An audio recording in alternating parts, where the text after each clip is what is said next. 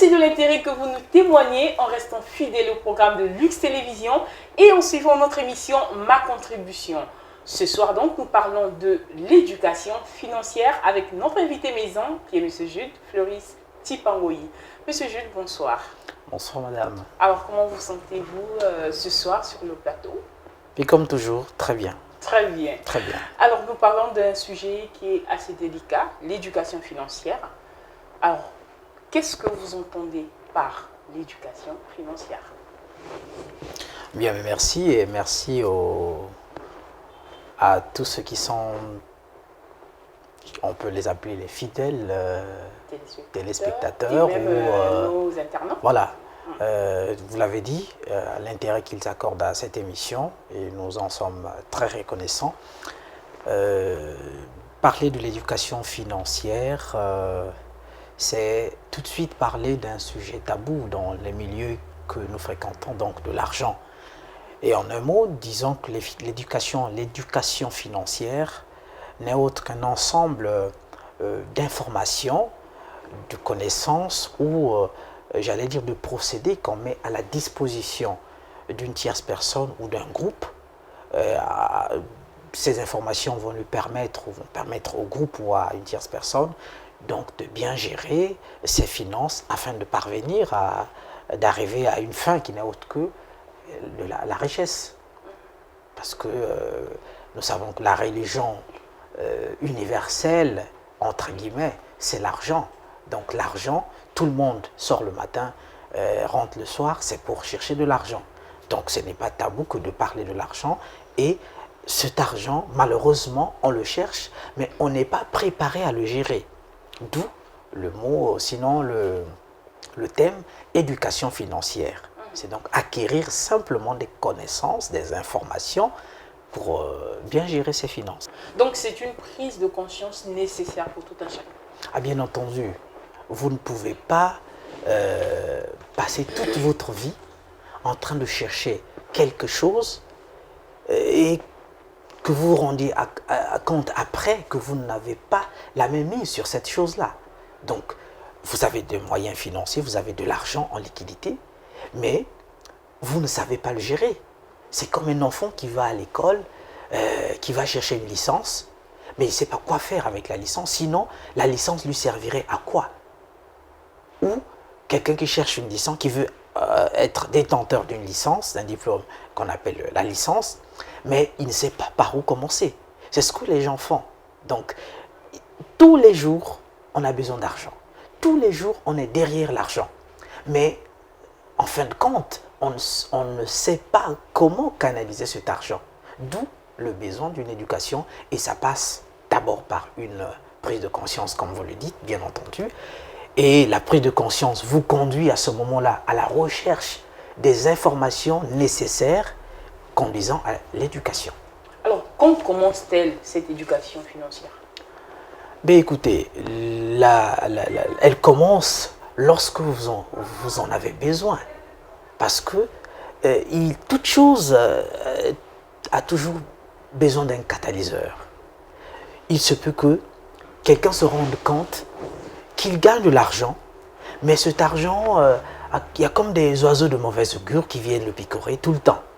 Et malgré, on en voit par-ci par-là, quelqu'un qui a un poste de responsabilité ou qui est bien payé, quoique, entre guillemets, salarié, bon, c'est de l'argent bien déterminé pour un certain nombre de besoins, donc mensuels, et puis à la fin du mois, il faut revenir.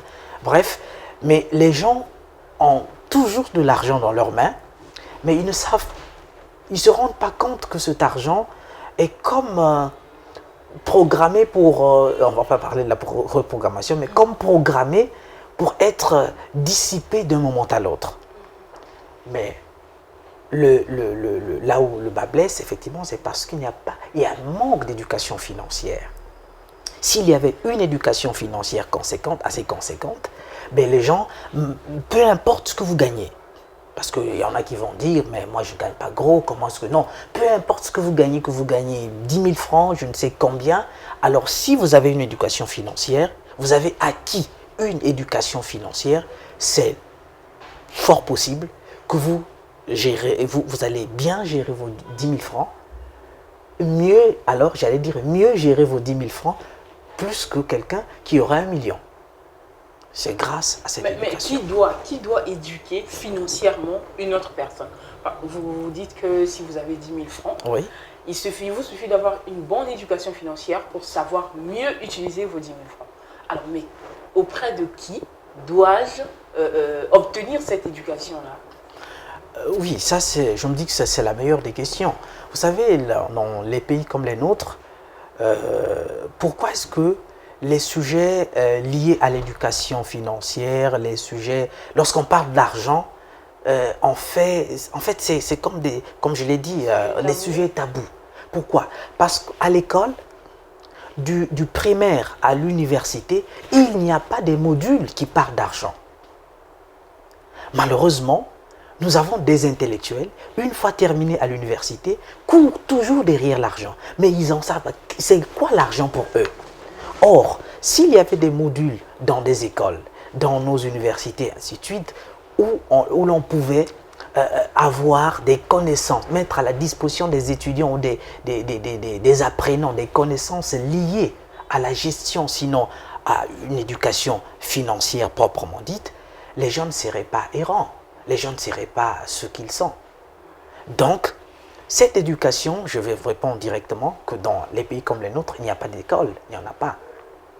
Et il n'y a que des gens qui ont la capacité de transmettre leurs expériences, où ils ont appris, ils ont acquis des formations continues, des formations un peu qui sont mises à leur disposition, et eux, finalement, mettent ces connaissances à la disposition de ceux-là qui veulent bien.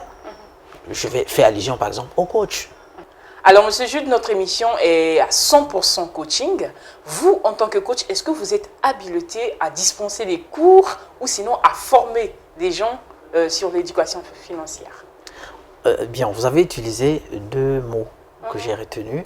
Cours et former. Et former. Donc, il y a d'abord le côté, enseignement et formation. Bon, je pense qu'il y a une différence entre enseigner et former. Je vais prendre un exemple. Vous voyez, et ça c'est tout le monde qui, souvent même sur les réseaux sociaux, on en parle. Quand vous prenez L'homme le plus riche de Babylone, c'est un livre. Il y a beaucoup d'audio sur L'homme le plus riche de Babylone. L'histoire de l'homme le plus riche de Babylone commence comment? C'est un monsieur qui était riche dans ce royaume-là qu'on appelait Babylone à l'époque, qui est aujourd'hui devenu... enfin, on ne va pas faire un cours d'histoire, mais c'est, si je ne me trompe pas, c'est l'Irak. Alors, le roi de Babylone va se rendre compte que la population devenait de plus en plus pauvre. Et il va apprendre en même temps qu'il y avait un monsieur dans son royaume qu'on appelle aujourd'hui l'homme le plus riche de Babylone.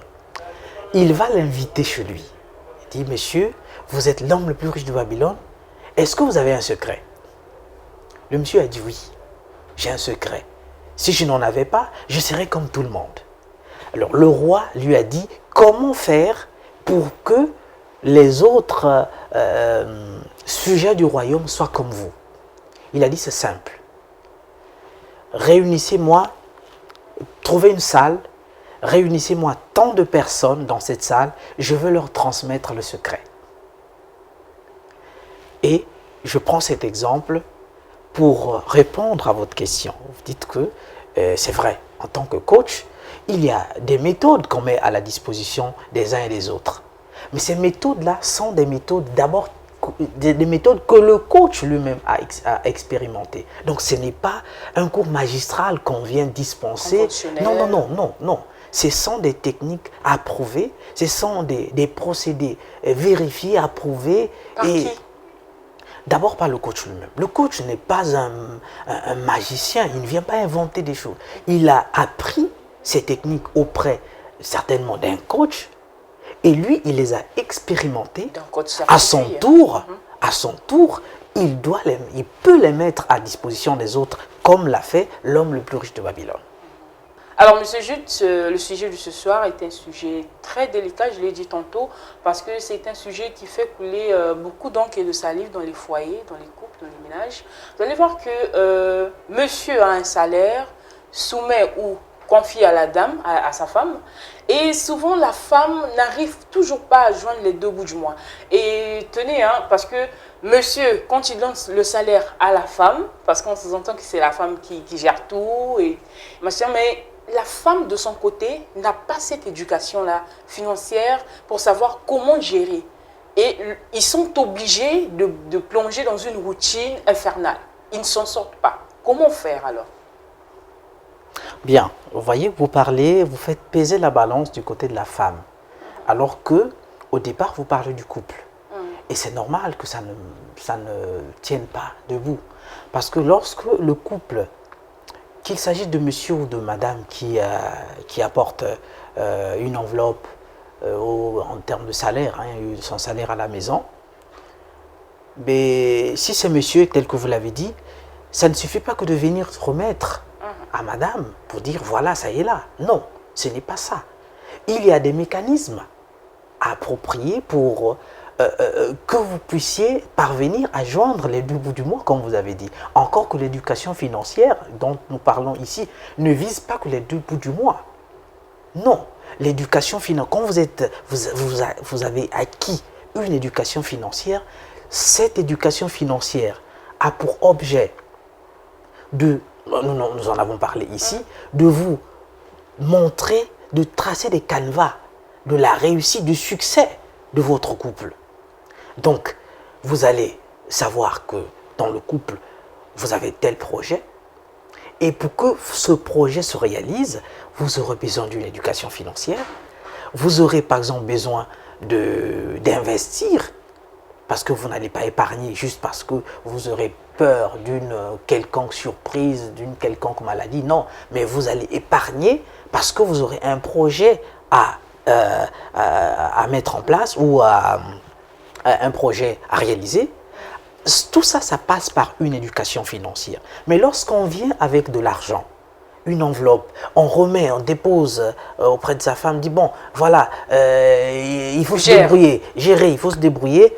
C'est normal, mais alors c'est sans faille, ça n'aura pas d'effet. Vous n'aurez qu'à vivre le même train-train, la même routine, et vous ne pourrez même pas atteindre ou joindre les deux bouts de mois, comme vous le dites. Est-ce que là, donc, il faut commencer par donner, sinon former le mari, qui ensuite formera sa femme, sur comment gérer, ou alors écoutez, vous voyez, les deux? Lorsque un couple, je prends l'exemple sur les besoins de santé. Lorsque monsieur a une infection à la maison, je parle des couples, des mariés, une infection, ben écoutez, on ne traite pas que monsieur, on traite aussi madame. Parce que si on traite monsieur, assurément que madame va recontaminer monsieur. Donc, le traitement voudrait que les deux soient concernés. Et que ça commence le même jour et que le traitement s'arrête le même jour afin de rétablir l'équilibre conjugal.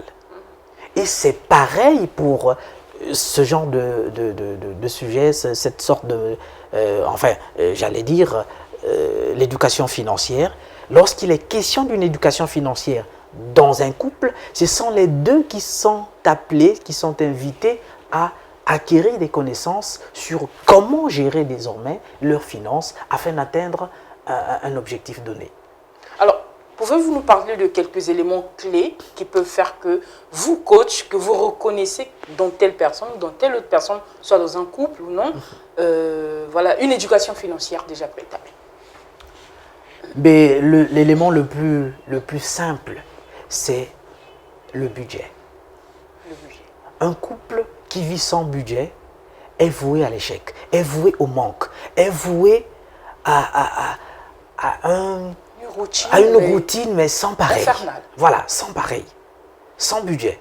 Vous ne savez pas à quel moment acheter la chaussure de l'enfant. Vous ne savez pas à quel moment, vous ne savez pas que dans 2 mois, vous aurez besoin d'une bouteille de gaz ou du gaz. Vous ne savez pas que vous avez acheté aujourd'hui, comment vous appelez, vous avez fait, non, vous avez acheté tel article pour la maison. Je prends le cas du renouvellement de l'abonnement Canal, par exemple. Vous savez que ça se fait chaque mois. Mais est-ce que c'est bizarre, lorsqu'on arrive proche à la date butoir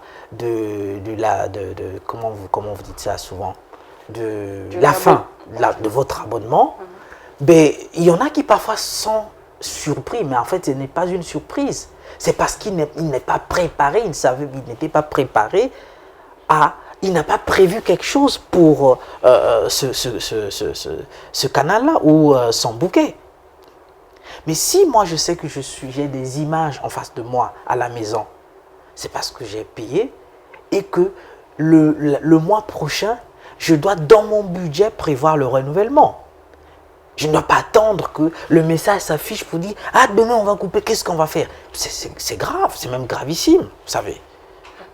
Et là, c'est parce qu'il n'y a pas de budget, le couple vit sans budget. Imaginez le Congo tel que nous sommes là, le pays, le Congo, sans budget. Vous imaginez la catastrophe que nous allons enregistrer? Encore là, quand vous parlez de budget, il faut encore éclaircir. Oui. Parce que beaucoup d'entre nos téléspectateurs, beaucoup de ceux qui nous suivent, se posent la question pour savoir, ben moi, le budget, le budget c'est quoi en fait? C'est mon salaire, c'est ça le budget. Comment établir un budget? Le budget de quoi? Pourquoi? Comment? Bien. Le budget, lorsque vous sortez le matin, pour ceux qui vivent dans les quartiers un peu périphériques, enfin n'importe quel quartier, vous savez que j'ai 2000 francs ce matin. Je dois aller et je dois revenir. Et vous calculez, vous dites, l'aller comme le retour va me coûter par exemple 600 francs. Et donc j'ai 2000 francs, je vais enlever 600 francs, il va me rester 1400 francs. Vous avez fait là votre budget de transport, le plus simplement possible. Et la gestion d'un couple, d'un foyer, la gestion des dépenses au sein d'un couple, au sein d'une entreprise, au sein d'une communauté donnée, se fait de la même façon. Et ça s'appelle de la budgétisation. Donc vous devez avoir un budget de fonctionnement. Votre couple, vous ne pouvez pas sortir un matin, bon vous dites, ok, j'ai comme monsieur Untel m'a fait un don, s'il faut appeler un don, ou voilà, une offrande comme ça, s'il parle en termes d'offrande, un don de 50 000 francs, alors vous dites, ok, ça tombe bien, je vais m'attraper un costume. Non, ça ne se passe pas comme ça. Est-ce que ce mois-ci, vous avez prévu acheter un costume?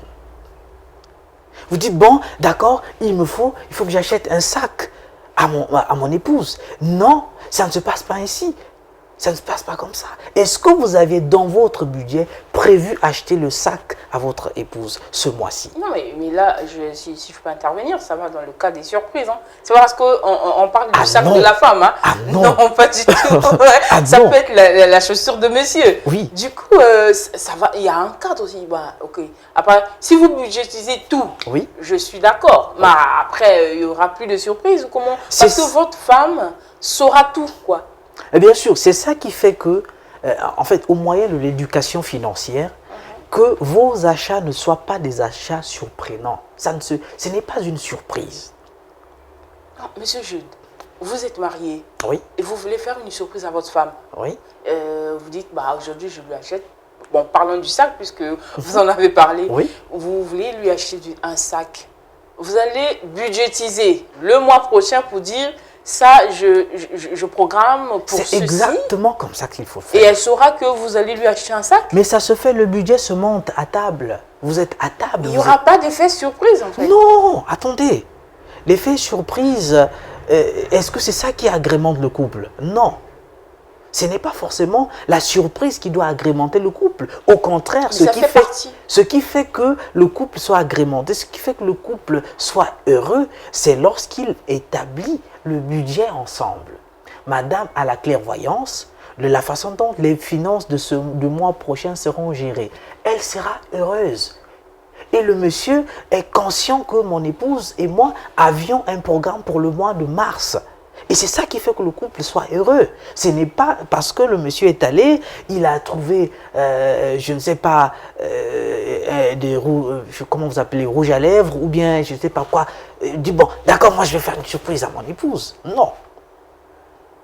Non, ça ne se passe pas comme ça. Ce n'est pas ce qui va faire que madame soit désormais, je ne sais qui. Non, ce n'est pas cela. Alors, monsieur Jules, il y a des couples qui ont essayé. Oui. Parce que nous ne parlons pas des gens qui sont ignorants. Il y a de ceux qui ont étudié, qui Bien savent sûr. ce que c'est que l'éducation financière. Oui. Donc, du coup, il y a des couples qui ont essayé. Mais le hic, c'est que monsieur, pendant que nous établissons tout, nous budgétisons, voilà, l'argent pour ceci, mais monsieur se retrouve à ne pas respecter le budget établi. Oui. Vous allez voir que monsieur va toucher l'argent qui était prévu pour la scolarité des enfants, utilisé pour acheter autre chose, pour payer telle dette, pour faire un don à X ou à Y. Alors, la dame se retrouve dans une situation où elle est obligée de ne pas tout montrer. Comment remédier à cette situation? Bien. Là, c'est le problème. Donc, on détecte le problème du côté de monsieur, finalement. Donc, c'est monsieur. Bah, ça peut être. Oui, l'inverse. Ouais, D'accord. Et finalement, on découvre que l'un des conjoints a failli. Il faut donc chercher l'origine de la faille. Parce que si vous avez acquis une éducation, vous savez pourquoi vous avez besoin d'une éducation. C'est parce que vous voulez vous en sortir. Certainement que vous en avez marre que de vivre les mêmes peines, les mêmes souffrances, le même calvaire. À ce moment-là, vous optez pour une éducation financière afin de bien gérer vos finances et d'atteindre, de renverser la tendance. Mais que 2 mois après que vous reveniez que vous fassiez appel au vieux démon, mais à ce moment-là, il faut qu'on cherche. Soit c'est au niveau de votre inconscient, soit vous avez des problèmes au niveau de votre inconscient, donc au niveau de votre mental, et à ce moment-là, ça va nécessiter une autre thérapie, nous en avons déjà parlé ici, une reprogrammation. La reprogrammation mentale. Forcément, forcément. Alors, l'émission Ma Contribution, qui va bientôt toucher à sa fin ce soir, parle à un public proche. Je veux parler des Pontenégrins, des Congolais. Et c'est vrai que même sur Internet, nous sommes vus partout dans le monde entier. Oui. Mais il faut donc commencer par résoudre le problème que rencontrent les Congolais, sinon les Pontenégrins. Alors, comment donc corriger? Parce que vous savez que le Congolais aujourd'hui, il a son salaire, je prends un exemple, il a 100 000, j'ai le loyer à payer, j'ai ceci, et terminé. Le mois prochain, c'est la même routine. Ou sinon, vous croisez un Congolais, un Pontonégrin, qui ne connaît pas ce que c'est que budgétiser. Comment faire? Alors, monsieur Jude, en tant que coach, quel est votre conseil? Bien, mais le conseil, c'est d'abord dire que ce que vous faites dans le cadre de cette émission, c'est la meilleure, que de procéder par la sensibilisation des Ponténégrins et de tous ceux qui peuvent avoir accès à cette émission, par exemple. Et ensuite, après la conscientisation, vient une autre étape. C'est celle qui consiste à chercher la solution. Vous avez l'information. Mon peuple périt faute d'information, faute de connaissances. Alors, c'est lui qui nous suit à l'information désormais. Il sait que il y a possibilité, quand vous n'avez que 10 000 francs, vous pouvez vous en sortir. Parce que si vous n'avez que 10 000 francs par mois, ben, ça veut dire que vous avez vos problèmes, vos préoccupations ont la taille de 10 000 francs. Vous pouvez donc les gérer. Si vous avez 1 million par mois, ça veut dire que vos préoccupations ont la taille de ces 1 million. Vous pouvez les gérer. Donc, après l'information, vous ne pouvez pas être ignorant. Vous cherchez maintenant des mécanismes, mettre en place des mécanismes qui vont vous conduire au respect de votre budget et vous ne finirez que par parvenir à trouver une solution à tout ce qui vous a amené depuis un certain moment. Et je tiens à souligner que ce problème de comment budgétiser, comment gérer, comment avoir une très bonne gestion financière se pose aussi avec les entrepreneurs aujourd'hui. Ah, tout à fait. Voilà, tout à fait. vous êtes entrepreneur, vous comprenez ce que je veux dire. Vous voyez un entrepreneur qui a peut-être, je veux dire, 500 000 francs, 1 million, mais il se dit, c'est pas assez. C'est pas assez pour me lancer. Voilà, comment faire? Donc, voilà, je pense que M. Jules l'a dit, hein, il ne va pas ici donner toute sa stratégie. Non, ce ne sont pas des stratégies à mettre dans la poche. C'est plutôt, si nous sommes ici, c'est pour attirer l'attention de plus d'un Congolais, dire qu'avec le peu, vous pouvez faire beaucoup. Vous pouvez faire beaucoup avec peu. Mais écoutez, j'ai reçu un candidat à l'élection présidentielle qui a lu ce que j'ai écrit ou ce que j'ai dit sur ma chaîne YouTube et qui m'a écrit pour me dire que les informations que j'étais en train de passer au public, de transmettre au public étaient erronées. Parmi lesquelles il cite, quand je dis qu'on peut créer une entreprise au Congo-Brazzaville en 24 heures, il a dit que c'était faux. Vous voyez? Bon, pourtant, ce sont des informations qu'il aurait pu d'abord vérifier avant de contredire. Il est même candidat à l'élection présidentielle. Bref, c'est sûr qu'il aura l'occasion de vérifier. Mais une fois le Congolais lambda en contact avec l'information, il doit chercher à la scruter. Et pour le cas des entrepreneurs, quand vous avez 500 000 francs, mais c'est beaucoup d'argent. Constituer une entreprise, pour ne pas parler de créer, sinon c'est la même chose, au Congo, c'est à partir de 100 000 francs. À partir de 100 000 francs, vous avez une entreprise, toute faite, 100 000 francs. Quoique mon compatriote candidat à l'élection présidentielle a dit que c'était pas ça. Il m'a dit que ça coûtait les yeux de la tête. Malheureusement, ça commence à partir de 100 000 francs. Ça, vous pouvez vérifier. 100 000 francs, après, je sais qu'ici, l'émission n'est pas consacrée à l'entrepreneuriat. C'est vrai qu'on aura d'autres occasions d'en parler. On pourra mettre l'accent sur l'entrepreneuriat, puisque ça fait partie comment créer son business et tout. Voilà. Oui. Monsieur Jules, merci beaucoup. Merci. À vous. C'est la fin de notre émission qui a porté sur l'éducation financière. En tout cas, vous l'avez compris, la pertinence de ce sujet. Nous vous fixons rendez-vous très prochainement avec un nouveau numéro. Mais surtout, n'oubliez pas de nous suivre sur Facebook, sur YouTube et au revoir.